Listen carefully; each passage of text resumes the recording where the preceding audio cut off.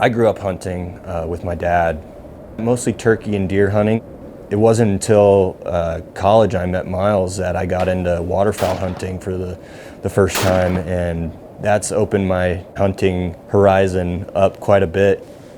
You can know everything there is to know about deer hunting, but if you want to hunt a different species, which is what we were doing this trip, we were hunting antelope for the first time, there's going to be some mistakes made, and there's going to be some challenges that you face, and you just don't know what you don't know, and you just got to learn the hard way. But having somebody who has done it before and take you out and show you the ropes is awesome. So that's kind of what I did to Miles and with big game hunting, and he did the same for me with some waterfowl hunting. And yeah, it's been a good reciprocative relationship we got. Marty and I played Pee Wee football together, and then both went to 2 different high schools, and then reconnected in college. Went to the same college and joined the same fraternity. And then about our sophomore year, Marty asked me to go hunting with him one day during deer rifle season, and that's when we kind of reconnected and started spending a lot more time together. And ever since then, we've been hunting buddies. We're near Buffalo, Wyoming, and it's just an amazing place. It's almost like stepping back in a time machine here. Everybody's super friendly. It's super old school, you know. Take your hat off when you go inside. No cell phones at the dinner table, that sort of thing.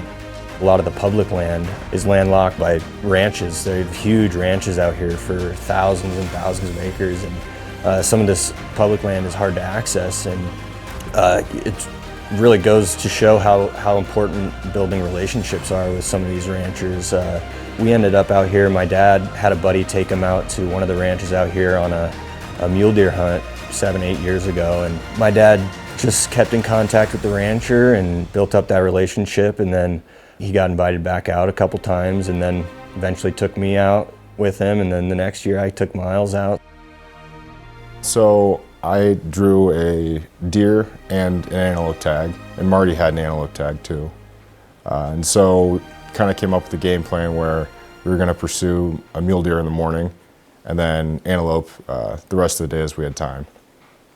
So got out to a hayfield about 6 a.m., set up over the field on the edge, and waited for a herd of mule deer to fall into the field.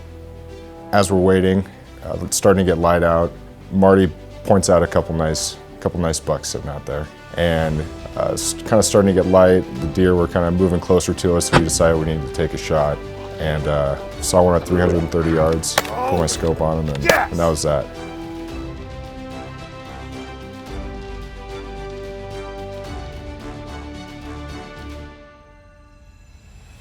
Setting up the AccuFit rifle was super easy. I mean, we got that mule deer down in the morning, got it all cleaned up and brought back to camp, hung up, and then we just took maybe 15 minutes to go down to the range and swap out a couple pieces and, you know, shoulder it a couple times, make sure I, you know, got my sight picture right. And I was confident that when I went out into the hills, you know, that I'd be able to set my cheek down on that riser and, you know, I'd be right on it.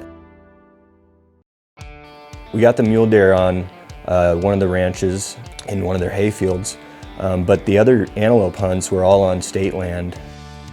We got up into the foothills and we spotted some, and it's really flat land at the bottom of these foothills.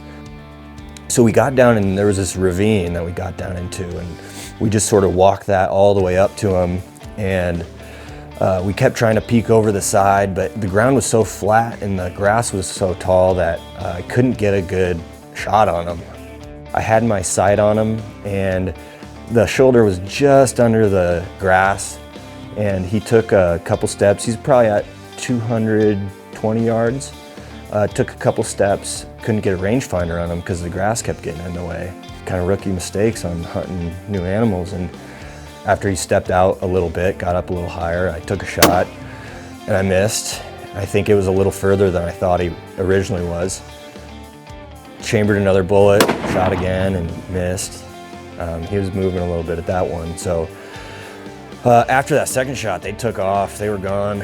I was kicking myself, but I let Miles know that it happens to everybody, you know, at some point. Luckily, we got some glass down, up higher a little bit and saw a couple more hanging out. So we got back down in the ravine and started walking up there and got down, did the same kind of scenario, popped up over the ridge. And this time when we popped up over, they were at like 100 yards. So we were like, oh man, we got to get on it. Got my gun down on the bipod and got it down on my pack so I could get it up a little higher, and ended up taking the shot, just put the hairs right on and got them down. We had a mule deer and 2 antelope tags, so luckily we made another friend down at the base of the foothills, and he let us pass through his ranch and get up into the state ground, which was awesome. The state ground is accessible, but you have to walk through a couple miles of some really gnarly terrain to get there. It may not look that bad from the road. They just kind of look like nice rolling hills, but man, you get up on those ridges and you're walking at like a 45-degree angle straight up, and it's gnarly. We had a good idea that there were some antelope in the area, and so we walked up the backside of this ridge line, kind of set up above this field. Walked the ridge line, got some eyes on them, but we weren't close enough. We were about 500 yards away. So we worked our way back around the ridge. Wind was gusting like crazy. It was about 60-mile-an-hour wind gusts. We finally get to a spot where we think we have a shot. Marty and I crawled up to the edge of the ridge, and all of a sudden we see the herd. There were some cattle out in the field. They saw us and got spooked and started running, which in turn made the antelope a little spooky, and they started running too. And at that point I thought, oh my gosh, they're gone. Luckily they stopped for a brief moment. I got my scope on one, down the animal. We ended up using the same gun and knocking down 3 animals with that same gun. It was pretty cool. I'm Miles Fitzsimmons. I'm Martin Hogan, And this and this is my my AccuFit. AccuFit.